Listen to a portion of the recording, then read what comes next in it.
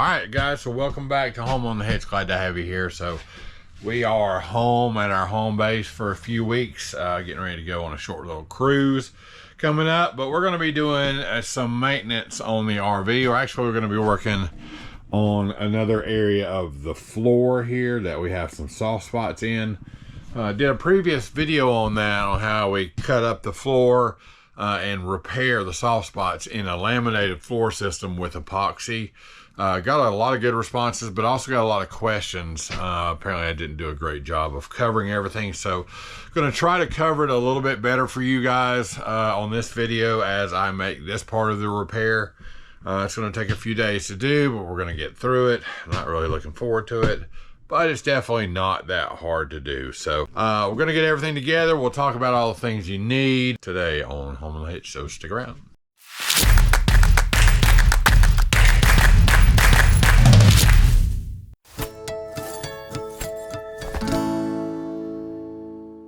So the reason we need to do this is the flooring system that's in our RV, and it's in a lot of RVs, is a laminated floor system. And over time, high traffic areas, that styrofoam starts to compress and gives you a soft floor. It's not because of water damage. It's literally because of the floor has, the styrofoam has compressed. And this whole hallway here, right down this track, is soft in spots, as well as this area right here, and of course this area right in between the sink and the stove, because that's where everybody's at cooking. And we had a really soft spot that was right here in front of you know, the love seat area, the recliners. That was right here. That was what our other video covered, and we repaired that, and it has held up well. This is solid as a rock. I love it. So we want the rest of that like that, and that's what we're going to be doing today. With that said, here's most of the stuff that we're going to be using to make that happen. This is Kisrael deep pour epoxy. Got it off of Amazon. We'll put a link in the video description. The reason I'm using this is it's a deep pour epoxy, so you can pour it pretty deep and thick. It has a very long working time, numerous, like 4, 5, 6 hours, I believe. I'll put it up on the screen when I look at the description. Gives you plenty of time, because it's not a super fast process once you get all these holes drilled to inject it in there. You got to inject it, let it settle, inject it, let it settle. So it has a really long working time, and I like that a lot. It worked out very well with the last repair. We've got 60 grit paper to sand everything down with once we're done. SU80 seam sealer. We're going to seal our floor seams back together. Make sure you get a seam sealer that is compatible with the type of linoleum you're dealing with. These are tipped syringes. These are 60 cc's. You can get them off of Amazon, I think, for at 100 or 120 cc's. Basically, these you'll draw the epoxy up in, and they will go down into the holes, and that's what you're going to use to inject with. I have a drill bit to drill the holes. The way I size that's basically it is the same size as the base of the tip of the syringe there at its biggest point. I have a roller. Actually going to use a different one I'll show you in a little bit. Got some Roberts wood and laminate vinyl flooring putty. A carpet knife. You want to use a carpet knife because the blade is much thinner, and you want a very thin cut so the seam is as not noticeable as possible. Some type of straight edge here to make nice straight cuts, and a little bit of bucket to put our epoxy in, as well as probably going to need some painter's tape, easy release tape, because when we get to this area right here, I'm actually going to have to cut this seam out and splay those pieces up like that and tape them to the cabinet. So I don't want the cabinets to get too messed up. You'll see when we do it, but you need some painter's tape. So we're going to get started. Those are most of the things that we're going to use. And I'm going to make sure I know where I'm going to cut. I'm going to kind of cut some stuff up, and I'll be back with you. All right, so I think I got cut up what we're going to work on this go round. As you can see, it's going to be this hallway, and then over and down to the bedroom. And I got this one section here in front of the kitchen, and the refrigerator's cut out as well. Now what I gotta do is lay this out and drill the holes, and I'll come back when I'm drilling the holes and show you. Everybody had a lot of questions about how far do you drill, how deep do you go. I'll show you, it's no big deal. All right, so I've got a grid laid out, basically 6 by 6. That's what you want to do, is put it, your holes 6 inches apart in like a little grid pattern. Got it here all the way down the hall. Gonna drill those holes, as well as this central area right here, and probably like 1 or 2 more over there. Now we got a whole lot of holes to drill. So all right, so I'm gonna set up here and show you how to drill the holes. Basically what you're gonna do, what you want to do is you want to make sure you get yourself, whether you can see or not, this is like a self-tapping wood bit. That way you don't have to use really hardly any pressure. It's going to start itself and dig itself in, because you don't want to be pushing down really hard, because if you do, you risk poking through the other side.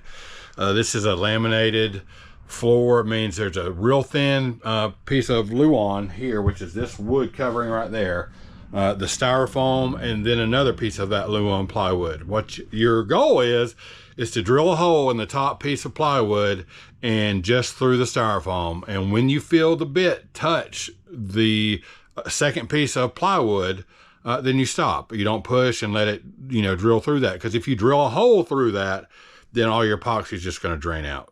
Don't get in a hurry, take your time, and it's really not that hard to do. There's going to be a lot of little styrofoam fuzz that comes up like that. It's okay, vacuum it up later, but I'm going to sit up and see if I can show you drilling a couple of these holes down here where there's a little bit more light maybe. So I'm just going to take this bit, set it down. I'm not pushing very hard at all. I'm gonna let the bit do the work, and when I feel it break through, I'm gonna push very lightly until I feel it hit the other piece of Luan plywood. That's it. That's all you gotta do. I'm not pushing real hard, just letting it do the work. That's it.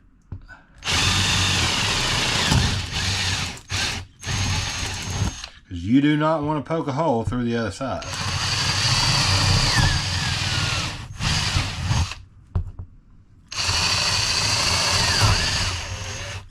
Yeah, I'm going to mark it just so that's about the depth right there. Maybe, where's my tape measure? So I know somebody's going to ask. So if you can see, I'm drilling down to about 1.75 inches. All right, so all the holes are drilled, vacuumed up, almost all the little styrofoam. There's going to be a whole lot of that, and once you vacuum it up and you step on this and the air rushes out, it's going to push more of those little styrofoam pieces up. You can even see them kind of popping still up right there.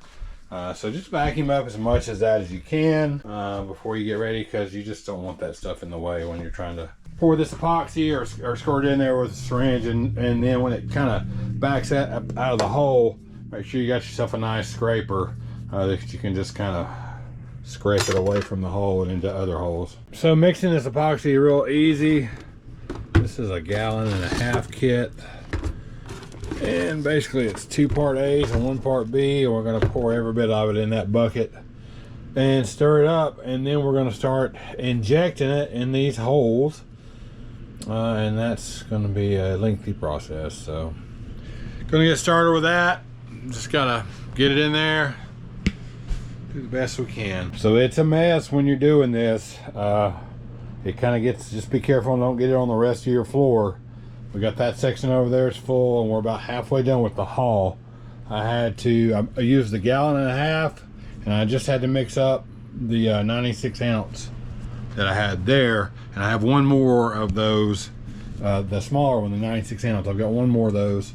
If I need it. I won't need it for this, but I will need it when I decide to do the section on the other side of the bar, and we're going to have to pull the carpet up at some point at the foot of the bed and do that section, but we're not doing that today. We're just focusing on this. So I need to hurry up and get this finished, and then kind of shut everything off, leave it alone for about 48 hours. So we're about 24 hours into the drying process.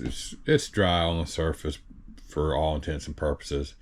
But my little test bucket outside is still kind of sticky, so 24 hours is not long enough. Tomorrow we will come and start sanding. I'm gonna actually go see if I can get some more 40 grit paper to make quick work of it. Probably be able to get this all sanded down in about half an hour and ready to roll the floor back out tomorrow. And hopefully everything will go back together good and this section will be done, and I'll be really happy with that. So all right, so before we get to the very end where we look at how everything turned out, I kind of got into a groove and didn't film myself doing the sanding or laying the floor back down. It's really not that difficult. I did end up using the 60 grit paper on the orbital sander. It took about half an hour, 45 minutes tops.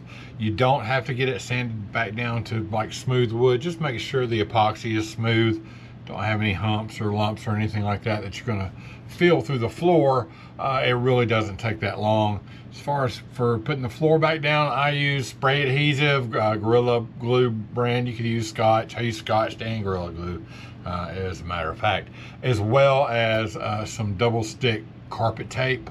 That works really good, but be careful with that stuff because when you put it down and you put the flooring back on there, it's stuck. So you don't have any room for errors with that. But so that's what I did. But let's take a look real quick and see how it turned out. Decent, not 100% pleased with it, but it came out okay. This section right here in the hall is great. It actually looks really good, nice and solid.